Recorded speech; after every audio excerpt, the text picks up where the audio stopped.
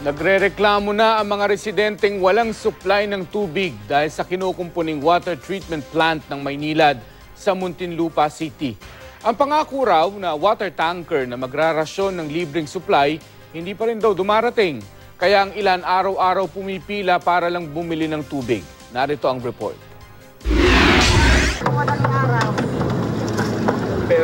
Magdadalawang linggo ng pila balde sa bahaging ito ng Muntinlupa City. Ang isang bahay na may deep well dito sa Barangay Bayanan, pinipilahan ng napakaraming residente para bumili ng tubig.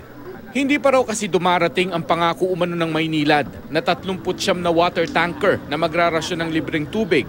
Ang sabi nila sa amin, nagpapadala naman daw sila ng mga tangke. Ay wala po sir, wala po nakakarating dito. Kahit po taga rito po yung tanungin nyo, wala po. Di sana po hindi kami nagtsatsaga po mag-iigib dito kung meron po. Bukod sa pahirapang pag-iigib, masakit din daw sa bulsa ang bumili ng tubig sa iilang may supply. Yung kanila binibiling tubig dito, minsan pag kapos sila sa budget, punas na lang, hindi na naliligo. Kinukumpuni ang Maynilad Water Treatment Plant na ito sa Barangay Putatan, Muntinlupa. Kaya manipis ang supply ng tubig para sa mahigit 111,000 customer sa Muntinlupa, Parañaque at Cavite. Walang humarap sa amin na taga Maynilad pero nagpadala sila ng statement. Hanggang July raw kukumpunihin ang treatment plant. Kailangan daw ito para mapanatili ang kalidad ng tubig na nagmumula sa Laguna de Bay. Nauunawaan naman daw ng mga residente ang rehabilitasyon ng treatment plant. Pero sana raw nasusunod ang abiso ng Maynilad na dapat ay may tumutulong tubig sa mga gripo sa loob ng 2 oras kada araw.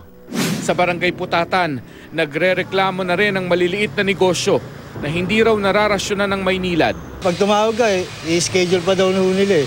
Ano na lang naman mayari, magigib na lang kaysa naman matatagalin din ho eh. So wala pang dumarating na rasyon? Wala ho, puro ano lang. Taga-taga na lang kami, igib.